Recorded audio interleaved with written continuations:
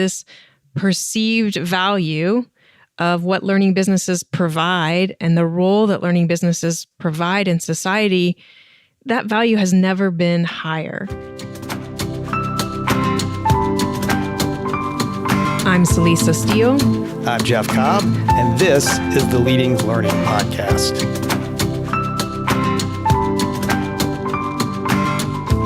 Happy birthday, Jeff. Happy birthday, Celisa. Though I guess we should really be saying happy birthday to Tagoras, since it's Tagoras, the parent company of Leading Learning, that turned 15 years old about a month ago. Yes, hard to believe, Jeff, but you and I started Tagoras in May of 2007. If you've been listening to the Leading Learning Podcast for a while, you know that we're big fans of the power of reflection. And when we hit a milestone, and I think 15 years definitely qualifies as a milestone, we tend to use the milestone as an opportunity to reflect. Yeah, I would say it is definitely a milestone, and it has been a long journey, and that's why we're devoting this episode 309, to 15 changes in the learning business landscape. Yeah, so what we want to do is share some of what we realized when we looked back over the 15 years that we've been in business as Tagoras. A lot of the seeds that were planted around or not long after the turn of the century really grew and blossomed over that last decade and a half. And so there have been some really fundamental changes to the learning business landscape. That's what we want to talk about today. This is not a particularly scientific or heavily data-driven analysis of changes. It really is just us looking back and seeing what are some of the biggest changes that jump out as us as we look over the 15 years since Tagoras got its start. Yeah, and it could probably easily be, 25 changes. I've already come up with others since we started thinking about this. But these are the 15 that really first jumped out and really have had just a significant impact out there. And so I'll start out with number one on our list. And these aren't in any particular order, but this was a big one. This has been a huge one. And that is the surge of video.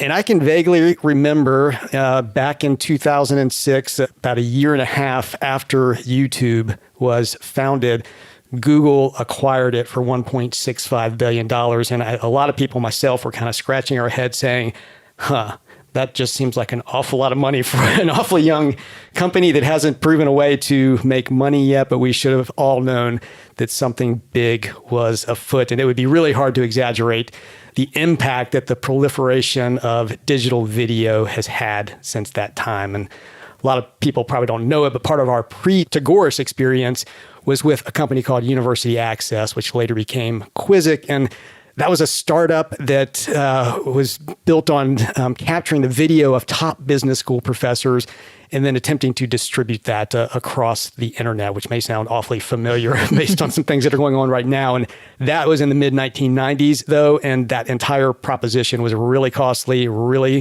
time-consuming. It meant actually putting video crews on airplanes, flying them to different parts of the country. Yeah, heavy equipment just to capture this stuff, just to film it, and then actually digitizing it and getting it out to the world. I mean, the entire proposition was really costly, really time-consuming.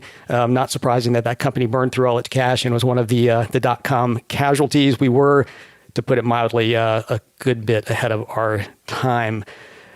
These days, of course, most of us carry around a high-quality video camera as part of our smartphones, and uploading the video that we capture into a distribution network, whether that's YouTube or Vimeo or one of the major social networks or something else entirely, is just a breeze. And as a result, roughly 500 hours of video content were uploaded to YouTube alone every minute in 2020. And so if we think about the impact that surge of video has on the learning business landscape, a couple of things jump out. First, there's just been this huge drop in the cost and the efforts that you have to go through to capture video, to use it to deliver educational content. And so that means that it's become so much easier for folks to create video content, to use that as part of educational experiences. And I would say, too, that the surge of video really has been a big catalyst for microlearning, which often is video-based. Yeah, usually when you talk about microlearning, people have in mind those short, 5 to 10 minute videos, and making those, publishing those, distributing those is now just incredibly, incredibly easier than it was way back in the old days of 1997 or so.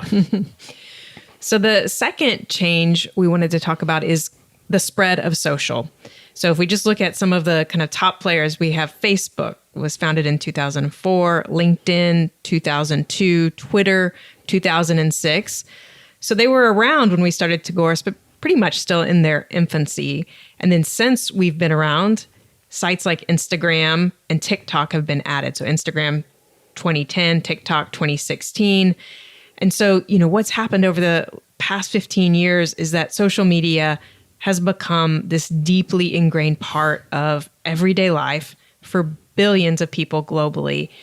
Now, admittedly, that hasn't been necessarily 100% a great thing. It's led to a lot of misinformation. It's contributed to mental health issues. Democracy issues, perhaps? Yes.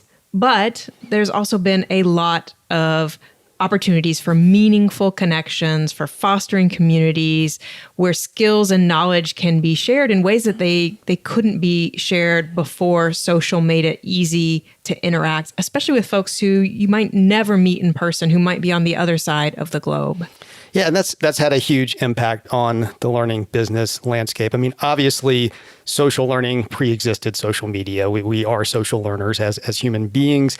Informal learning preceded social media as well. We've always had the sort of water cooler learning that goes on in various forms through our lives.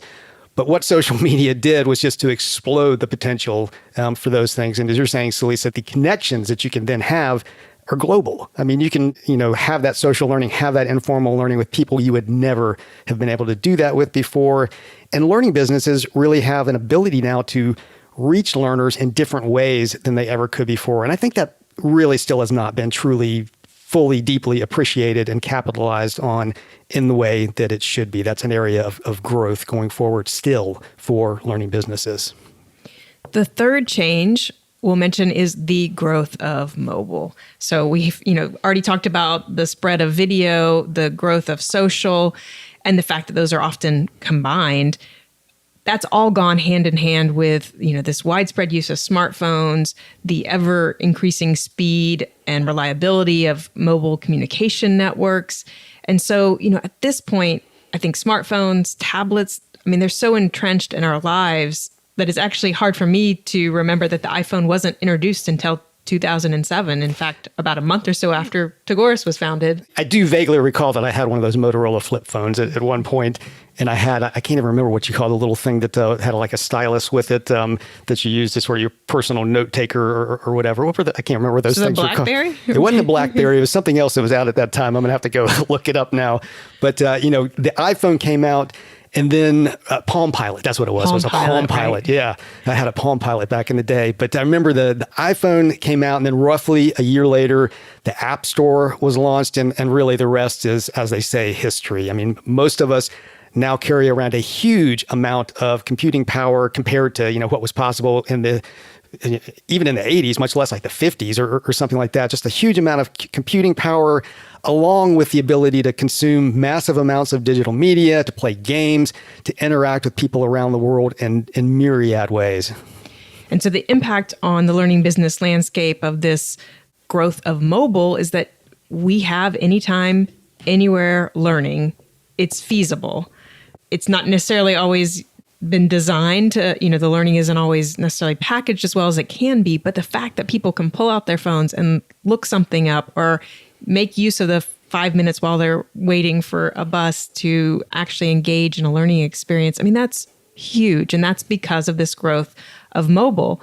It also has facilitated the growth of informal learning because, again, a lot of what people are doing on their mobile devices is not necessarily that formal, 6-week course, but it might be connecting with someone on social media, asking a question, doing more of that informal, peer-based learning.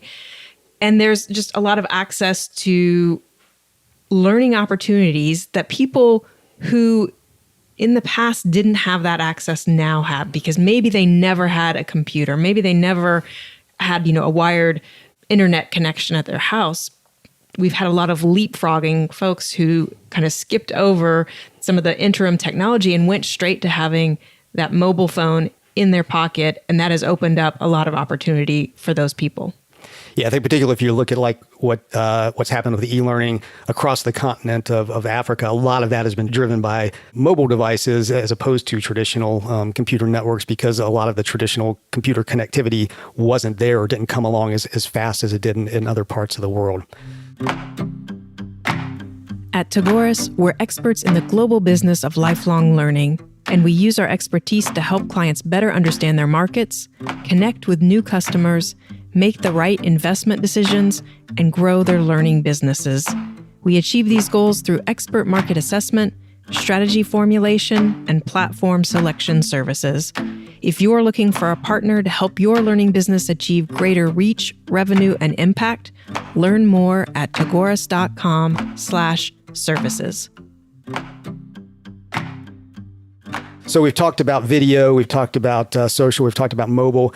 Number 4 is what we're calling the SaaS explosion. And, software as a service or SaaS was certainly established well before 2007. Salesforce, the company that really kind of put SaaS on the map, was founded in 1999, and we were actually Salesforce users at our previous company. But it really took a while for the impact of SaaS to be felt broadly. And I think that was particularly true in learning businesses. I don't know if you remember this, Lisa, but back in our earliest learning management system selection projects, whether to host LMS software yourself or have the vendor host it was still a legitimate question. Oh, and people invested some blood, sweat, and tears in making that choice there. Oh, yeah. And the IT teams usually were adamant about wanting to host it themselves. And more than a few of our clients did choose to host the LMS software on their own servers, usually alongside their AMS or their CRM software. I can't remember the last time that happened. And most LMS companies don't even make that an option anymore. It's hard to find one that would actually make that an option. And as SaaS has grown, the ability for platforms to communicate with each other across the web, across the internet through standards-based application programming interfaces or APIs, that's also grown, and it's made it much easier to leverage what typically gets called best-of-breed software to address specific business requirements, rather than having one piece of software that's expected to do everything. And so when we think about the impact on the learning business landscape, the growth of SaaS means that for learning businesses, it's gotten dramatically easier and less costly to integrate key systems. So you might have the integration between your learning management system and other platforms like a customer relationship management system or an association management system, a webinar platform, or even marketing automation systems.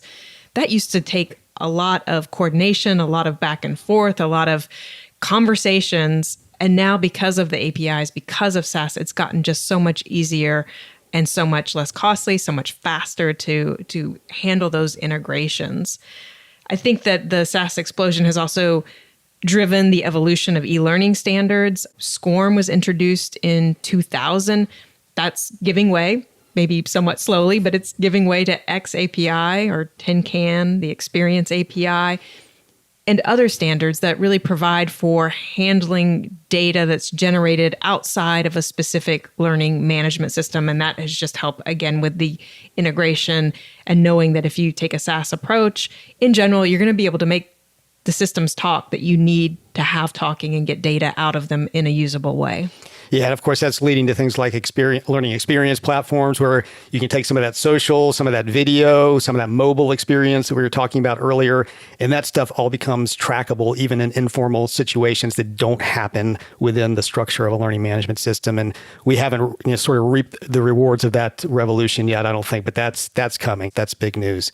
So number 5, I think we have to talk about, the cost, the effort that goes into creating e-learning and how that has changed during the past 15 years.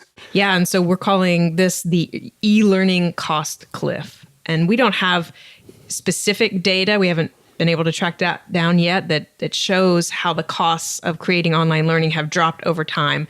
But we can speak from our own firsthand experience and say that, back in the mid 1990s when we were involved in this, high quality e-learning courses could easily cost well over six figures. And that's just not true anymore. Yeah, I mean, it's still possible to spend quite a bit of money on highly interactive e-learning courses. Well, and I'm sure someone will take your six figures if you. Oh yeah, gladly. but it's become rare, I think, to see e-learning courses surpass or even come close to the $50,000 per hour mark. I mean, when you combine the built-in tools and most off-the-shelf e-learning authoring packages and course platforms, with what is now possible to do with video, it's relatively easy to produce an hour of reasonably high quality e-learning content for well under $10,000 an hour. And depending on who you talk to, some people will tell you that they're definitely way below $10,000 an hour. I mean, and I know there are going to be professional instructional designers and developers out there who are going to object to that assessment and say the figure is much higher. But it's just undeniable that the drop in cost has dramatically changed the e-learning landscape.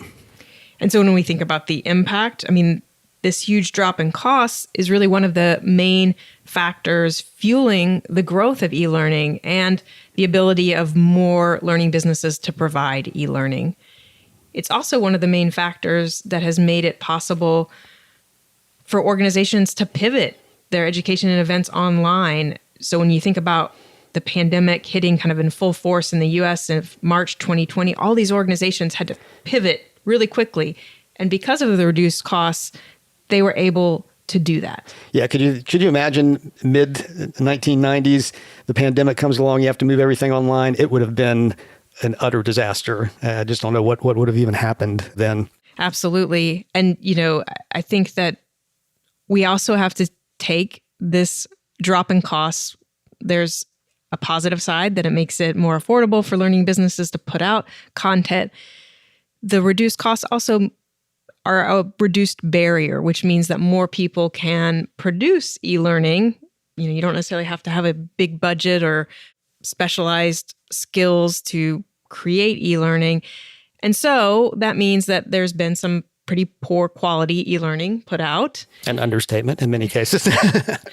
And even when it's not poor quality, it's just meant that there's more competition across the board in many markets because of that, just reducing the barriers so that folks, solo edupreneurs, for example, who would not have been able on their own to produce e-learning in the past can now suddenly kind of enter and be a viable option for learners. Yeah, and speaking of those lower costs and those lower barriers to entry, that leads us to number 6, because really all of the factors that we've been talking about here so far have contributed to the emergence of what typically gets referred to these days as the creator economy. And that's our number 6, the creator economy, which is basically a technology-enabled business environment in which individual creators or very small groups of creators are able to generate revenue from their content. And that content may include everything from social media posts to on-demand and live stream videos to podcasts to ebooks to, of course, online courses and much more. And, while much of this content is purely intended to be entertaining, and a lot of it really is entertaining. We often get shown videos by my son that you can understand why these people are getting millions of followers, definitely.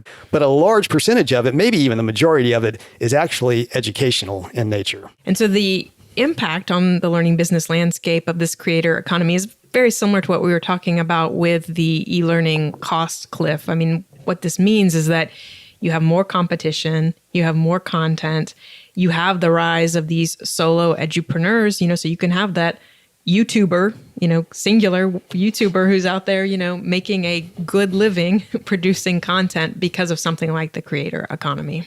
And this, of course, is the kind of segment of the learning business landscape that we really focus on in our Learning Revolution channel, which is kind of a sibling site to Leading Learning, where we provide resources for experts who want to take advantage of this creator economy, want to be able to monetize their expertise by providing learning experiences to their audiences. So the 7th change we'll talk about is, well, Jeff, you dubbed this the algorithm data dance. I like that. Had to give it sort of a sexy title heading there or whatever. But Largely because of the proliferation of software and connectivity across the internet, the things we've been talking about already, there's been a tremendous surge in the amount of data we generate. When we go online and do all these things, we're creating data as we do that. But, more importantly, there's been a surge in the amount of data that we're actually able to capture and analyze as a part of that. And then at the same time, we've had major advances in machine learning, in artificial intelligence, and other algorithm-driven forms of computing. So these two topics, data and algorithms, we could easily talk about those separately. They would merit that. But we feel like it's really in combination that they have the most power and they've had the most impact. Machine learning and artificial intelligence give us the power to harness and make use of all the data we generate. And then in the process, they continue to generate and learn from the new data that is created. And of course, there are all sorts of potential issues with this that we as a society are wrestling with and will be wrestling with for years to come, from privacy concerns to concerns about biases and algorithms. But even so, the potential to effectively process, analyze, and take action based on very large sets of data just really has enormous potential for helping us to address huge issues like climate change and global pandemics, for example, and for enabling machines to do work that humans simply can't do or don't want to do. And so when we think about the impact on the learning business landscape of the algorithm data dance, the headline of the impact is personalization. Yeah. A major upside for learning businesses is that if you have the right data and you have these algorithms using that data, you can then offer highly personalized learning experiences that really help individual learners with their individual learning needs.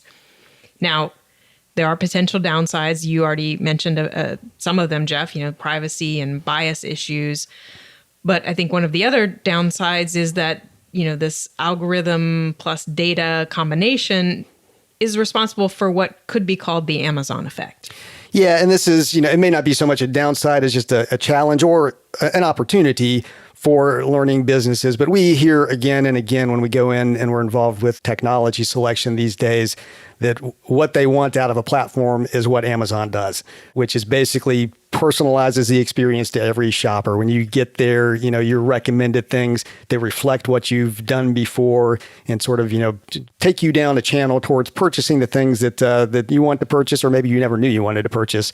But in learning experiences, we're often looking for the same sort of thing in personalization. We want to recommend to people the things we have in our catalog that are going to appeal to them, that are going to guide them down a personalized learning path. And the challenge right now is that, the Amazon effect has created expectations that a lot of learning businesses just can't live up to at this point. And so I think that's going to be a challenge for years to come. So the eighth change that we'll mention is the extension of reality. And it's easy to think, okay, metaverse, that's a relatively recent phenomenon. But if you think back, Second Life was introduced in 2003, and people talked about that as a metaverse at the time. Yeah, and efforts in virtual and extended reality actually date back to the 1950s, but still, it's pretty hard to argue that any of those earlier efforts, even Second Life, were very satisfying. I can remember trying to move around Second Life, and it was a little awkward. It wasn't really until advances like Oculus Rift, the Oculus Rift headset, came along in 2010 that truly immersive virtual reality experiences started to seem like they could be a reality. And of course, Facebook stepped in and acquired Oculus in 2014, which is sort of the stepping stone to Meta and the metaverse. Google introduced Google Cardboard, which is basically a no-cost virtual reality headset in 2015. But virtual reality still is not really gone mainstream. That said, it's definitely making significant progress, and the tools and skills needed for creating VR experiences are becoming much cheaper and easier to use. Well, yeah, and you have e-learning authoring tools like Adobe Captivate, Articulate Storyline, Lectora. These kinds of tools are starting to incorporate options for creating augmented reality and virtual reality experiences. And as those mature and people get more familiar with them, you can imagine how this is going to lead towards, like we talked about, the e-learning cost cliff. I think we're going to see the costs of XR and VR and AR come down, and people are hopefully going to be finding meaningful ways to apply that to learning experiences. Yeah, I suspect that, we're going to reach a tipping point on that more rapidly than people realize. And suddenly we're going to wake up one day and just be aware that there is virtual reality and other forms of extended reality going on all around us. And of course, the impact or the potential impact on learning businesses is huge. I mean, we know that practice and being able to apply new knowledge and skills in context are really key to more effective learning. And extended reality provides opportunities for immersion and for real-time application that would often be risky or expensive or simply not possible in, quote, real life. So number 9, the call of alternative credentials. And, when we think about so many of the changes that were being discussed here, a lot of what's underlying that is some of the shift in the nature of work and what it means to be prepared and stay prepared for gainful employment. And, that shift is one of the key factors that has driven interest in alternative credentials. Another factor is that there's a lot of criticism about the cost of traditional higher education, 4 to 6 years and, how many hundreds of thousands of dollars to come out with your, undergraduate degree. And then even when you have that and you've spent that time and money, there's a lot of doubt and a lot of actually data that students coming out with that aren't actually all that well prepared for work. Yeah. And, of course, credentials like certifications and certificates have been around for a long time. They're kind of mainstays with a lot of the learning businesses we work with, but there's now rising interest in them as approaches that do in fact require less time and cost significantly less than traditional degree programs. And it's interesting that Google, for example, has introduced a portfolio of certificate programs designed to get potential job candidates up to speed quickly to meet the needs of the technology industry. And not just for Google itself, but for the entire industry. These are valuable to employers in that world. And traditional certificates and, designations that go along with those, they're not the only way that a learner can signal that they have, specific skills and knowledge. In September of 2011, the Mozilla Open Badges initiative was launched. And just since that launch, digital badges have evolved pretty rapidly, and they've become an important part of the credentialing landscape at this point in time. Yeah, and I think they're another phenomenon concept that there's still a lot of growth potential in. I think most learning businesses have not sort of fully come to grips with what digital badging can do for them, and haven't fully put it into practice across their portfolio. So we expect to continue to see significant growth with badges. Well, because they have that kind of built-in ability to verify in real time that someone actually does hold that credential, that it's, still valid and accurate.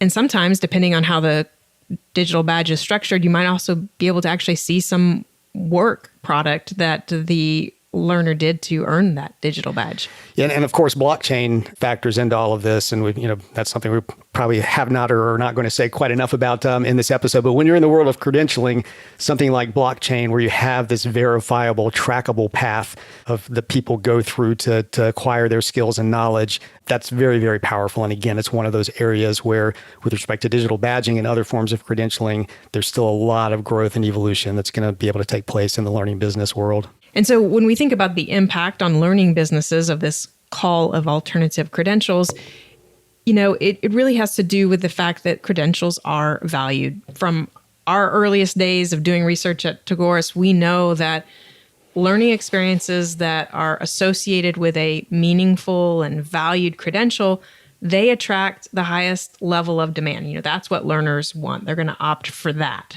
rather than the alternative. Yeah. And so when you have folks already sort of gravitating towards a learning experience that comes with a credential, and then you have the current demands for these alternative forms of credentialing, it just there's just huge opportunity for learning businesses here to really think about what are we offering, and then how do we provide our learners with that symbol, that designation that they really do have the skills or knowledge that they say they have. Yeah. And we've talked about credentialing in general and some about alternative credentialing a lot lately. We'll definitely be sure to link to some of those episodes and resources. And, the whole idea of driving demand, which credentials can certainly do, that's one of the reasons they're very valuable in the business context of learning, makes me think of our number 10 item here, which is really all about demand, and that's the maturing of marketing. And really, so many of the changes discussed here have had an impact on the world of marketing. And by extension, those changes have impacted learning businesses. I mean, marketing today is simply not the game it was back in the Mad Men days. I mean, I think people think of, presentations in smoky rooms and let's come up with the slickest advertising we can. That's not the deal anymore. Marketers now have to have a deep understanding of how social networks and search engines work, and then how to leverage them through approaches like content marketing and other ways to connect with users. And marketers today need to understand much more deeply than their predecessors the subtleties of human psychology, of influence and persuasion, and how to provide for a user experience and a customer journey that's going to lead to initial conversion of prospects into customers and then retain those customers over time. Yeah, I'd say in short, it's a much, much more sophisticated practice than it was in the past. And as a result, we've seen the rise of the chief marketing officer in the corporate world. I mean, this is a position that now is equal to or even outranks the top sales position. And people may be thinking, okay, marketing is evolved, but what does that have to do with the learning business landscape? What's the impact there? Well, the evolution of marketing impacts learning businesses in at least two ways. I mean, first, as marketers become better and better at what they do, organizations that don't have good marketing resources are going to find it harder and harder to compete. And then second, I mean, as we've said again and again and again and again, marketing has a lot in common with education. I mean, both are fundamentally about creating behavior change. And as a result, much of the skills and knowledge that marketers have developed is equally applicable to educators, and trends in the world of marketing are very often a bellwether for changes in the learning business landscape. And I'll note too that, with something like content marketing, so much of marketing has become educational. It's about delivering educational value as a way to establish a product's value, a service's value, a company's value with customers to then bring them into that customer journey and that user experience that's going to convert them into a long-term customer.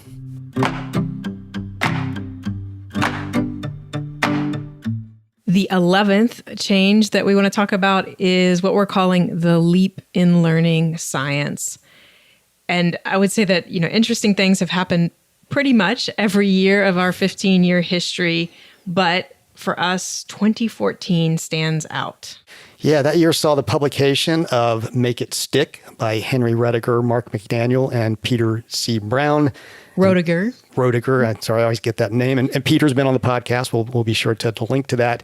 So it saw the publication of Make It Stick, and also of How We Learn by Benedict Carey, who's a very popular New York Times science writer. Those were two very popular books that focused on how human beings learn most effectively. Well, in 2014 is also the year that Barb Oakley launched her massive open online course, her MOOC, called Learning How to Learn. That is still on Coursera, and it's at this point enrolled more than 3.2 million learners. And of course, I had the opportunity to talk with Barb Oakley for the podcast, so we'll make sure to link to that in the show notes for this episode. But when you think about these books, you think about that MOOC and how many millions of learners have taken it. It just seems like learning science has hit the big time. Definitely. And that number has grown because I can't remember what it was when you talked to her, but it was well below 3.2 million at that point. So it continues absolutely to go. And, of course, in many ways, this was really the culmination of work that started decades before with people like Ruth Coleman Clark and Richard, is it Mayer or Meyer? I always forget that one. Mayer. They published the first edition of their classic E-Learning and the Science of Instruction in 2002. And it wasn't like learning hadn't been studied, even before that, but wider dissemination of knowledge about learning and popular interest in it has really only taken off, in my opinion, in the past decade or so. When I had the opportunity to talk with Ruth Colvin Clark on the podcast, so we'll make sure to include that in the show notes. But yeah, I mean, e-learning had been studied, the science of instruction had been studied, but part of what someone like Ruth and Richard are doing is like they're translating these studies, they're pulling together. It's a meta study where they're looking at across different data points to really sort of see what is effective and then what can we take from that so that we can build ever more effective learning.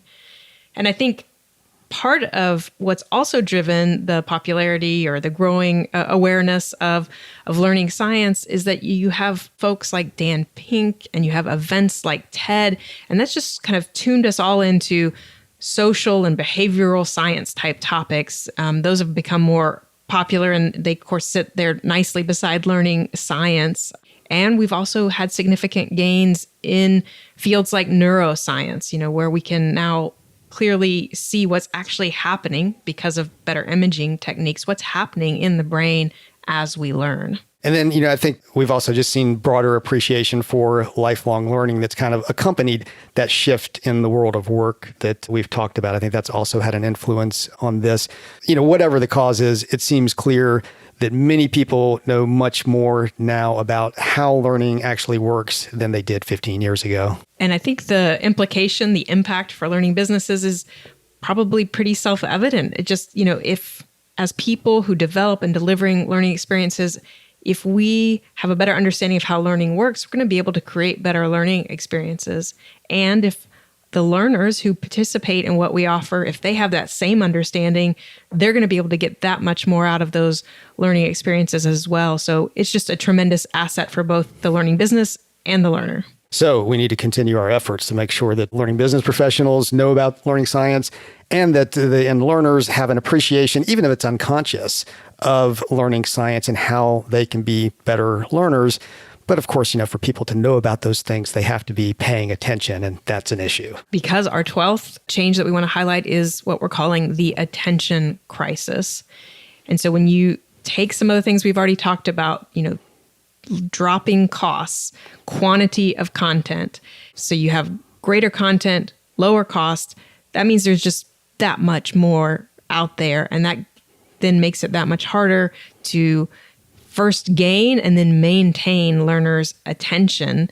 And then once you get that attention, you got to keep it so that you can form meaningful relationships. And that is all kind of working against this highly transactional world that we're living in that really seems to prefer convenience and these frictionless exchanges, as they're called. And of course, so much is free now, too. I mean, we've talked about cost drops, but, in terms of stuff getting put up on the web for people to access, I mean, not just video, but full-blown courses and, all sorts of topics are available out there. The Bar-Oakley MOOC. The Bar-Oakley MOOC, yeah. So, when you're out there competing for learners' attention, you're competing directly with competitors, but you're also competing with all this other content out there that could be pulling them in other directions. And, how do you manage to do that? And then with COVID, we've seen life expectancy drop for the first time in decades. And so I think there's a kind of renewed, palpable, justified sense that time is short. People are very busy. And that's a huge barrier to learning because now they have to spend more of their limited, precious time than ever before choosing among all these options because there are so many more options than ever before. Yeah. So the impact here, and this may be another one where it's self-evident, but it's definitely worth talking about. I mean, there's a popular meme out there that we all now have the attention span of a goldfish, and that's not really true. That's been debunked, but it's clear that we do have to take into account the many demands that learners have on their attention. And that applies not only to the delivery of learning experiences, but also to the marketing of learning experiences. In fact, it may be even more important there in many ways. If we can't effectively capture attention and then build that into interest and motivation to take action, then we're not going to get prospects to enroll in, much less engage with the learning experiences we offer. The 13th change is what we're calling the rise of big learning.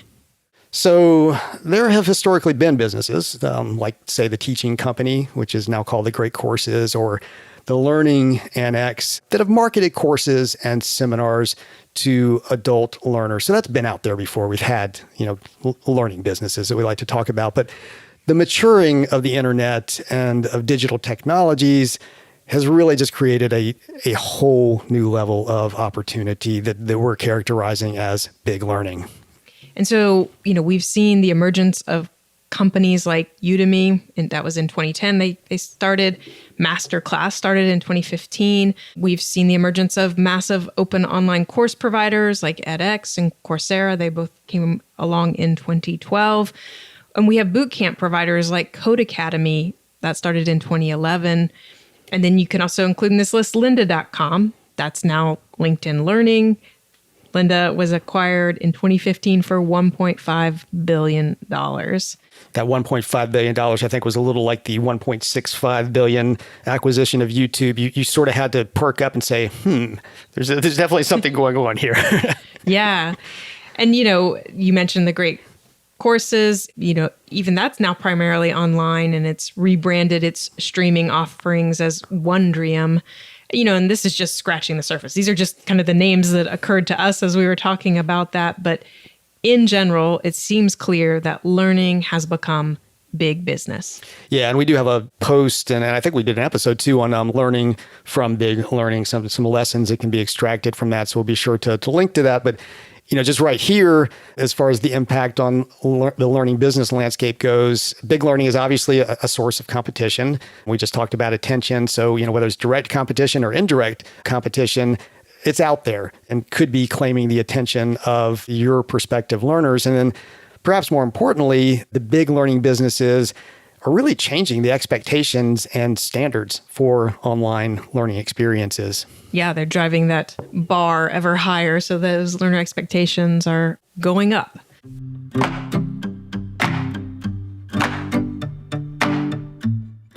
The penultimate change we want to talk about is what we're calling the second migration. And it's unfortunate that tragedy is often the catalyst for major change. And that has certainly been the case in the world of online learning. So if we look back, one of the first big migrations that pushed folks online came in the wake of 9/11. That's when people were afraid to travel, and travel, with the creation of TSA, started to become much less enjoyable. And so at that point, webinars in particular surged. I think that's when webinars really took off after that tragedy. And we don't have hard data, but the recent COVID pandemic, we think likely had an even more dramatic impact. Pretty much all learning businesses were forced to move their events and educational programming online. And that included businesses who had previously resisted making virtual a substantial part of their business or a part of their business at all. And at the same time, people who may have been resistant to e-learning and online events in the past, or who maybe participated in them only sporadically, they were pretty much forced online. And the impact on learning businesses is that, of course, many learning businesses were forced to do what they arguably should have done before the pandemic, that is, move a substantial part of their offerings online. And then, the potential challenges are that a lot of what was moved online was not of high quality. It was a speed thing. We had to get stuff out there. And so quality was suffered a bit sometimes. And so where we are now is that a lot of what got moved online probably needs to be re-examined as the pandemic wanes. As we were just talking about, those learner expectations, because of, big learning, expectations are higher now. And so, I think more people have had a chance to experience online learning and online events. And so they have a clear idea of what they want from them, what they want that experience to be. And of course, some of them have that better understanding of what makes for effective learning that we talked about with the leap in learning science. So that's informing expectations as well. And also there's just the fact, and this leads to number 15 in our list, that lifelong learning has become mainstream. And so we're calling this the mainstreaming of lifelong learning. So as many of the previous points suggest, the concept of lifelong learning has really gone mainstream, and that's in combination with tightly related buzz terms like upskilling and reskilling that you're often hearing used in combination or as a substitute even for lifelong learning. Well, and one example of this is back in 2017, and it caught our eye back then, but the venerable business publication, The Economist, ran a special report with the headline, "Lifelong Learning is Becoming an Economic Imperative." Yeah, we scratched our head and said, becoming? I'm not sure it's becoming a life. I think we thought it already was an economic imperative at that point. But what was really more important was that a major global publication saw the need to highlight lifelong learning as a major societal issue. And you also now regularly see, for example, columnists in major media outlets like New York Times or Wall Street Journal or some of the big magazines argue for the critical importance of lifelong learning in all of its various forms. And so the impact on the learning business landscape is that this perceived value of what learning businesses provide and the role that learning businesses provide in society, that value has never been higher. And it's important, though, that leaders of learning businesses really embrace and take advantage of this shift, this newish focus on the importance of lifelong learning. And as we've noted, there are some players in the learning business landscape who aren't really embracing this moment, taking this advantage of the value of lifelong learning, because there's actually some resistance to even owning the term lifelong learning. They prefer maybe to talk about continuing education and professional development. But in our books, of course, those are just flavors of lifelong learning. Yeah, this is definitely a carpe diem sort of moment. If you're in the learning business, if learning is a part of your business, like it is, for example, for most trade and professional associations, the opportunity to step up, to be visible as an organization, as a business that's providing value not only to your members and customers, but to society as a whole. This is the moment, and leaders of those businesses really need to seize it and give their stakeholders that sense of vision for what they're actually doing.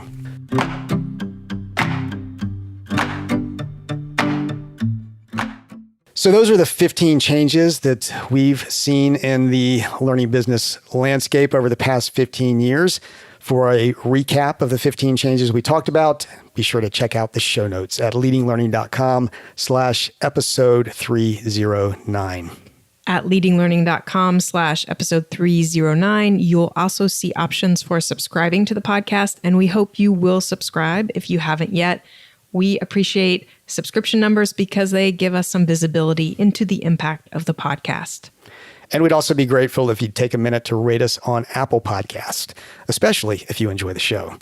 So Lisa and I personally appreciate reviews and ratings, and they help the podcast show up when people search for content on Leading a Learning Business. Just go to leadinglearning.com/Apple to leave a rating. Lastly, please spread the word about Leading Learning. In the show notes at leadinglearning.com/episode 309, you'll find links to connect with us on Twitter, LinkedIn, and Facebook. Thanks again, and see you next time on the Leading Learning Podcast.